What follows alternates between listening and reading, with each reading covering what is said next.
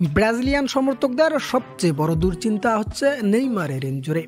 বলা যায় নেইমারের ইনজুরি ব্রাজিলের সাফল্য আটকে ধরে রেখেছে বহুকাল ধরে। সেই যে 2022 কাতার বিশ্বকাপের পর শুরু হয়েছে ইনজুরি, এরপর একের পর এক চোটের ধাক্কায় দল থেকে ছিটকে যেতে হয়েছে ব্রাজিলিয়ান এই নাম্বার 10-কে। 16 মাস পর জাতীয় দলে ফিরলেও শেষ পর্যন্ত জায়গা ধরে রাখতে পারেনি নেইমার জুনিয়র। চলতি মাসের 2026 বিশ্বকাপের বাছাই পর্বের ম্যাচগুলোতে মাঠে দেখা যায়নি এই সুপারস্টারকে।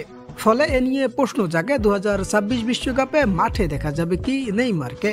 এমন প্রশ্নে ব্রাজিলের সর্বকালের সেরা নাম্বার 9 রোনালদো নাজারিও বলেন, নেইমারকে নিয়ে আমি শতভাগ আশাবাদী, কারণ আমি মনে করি সে একজন অসাধারণ স্কিলফুল এবং অভিজ্ঞতা সম্পন্ন ফুটবলার।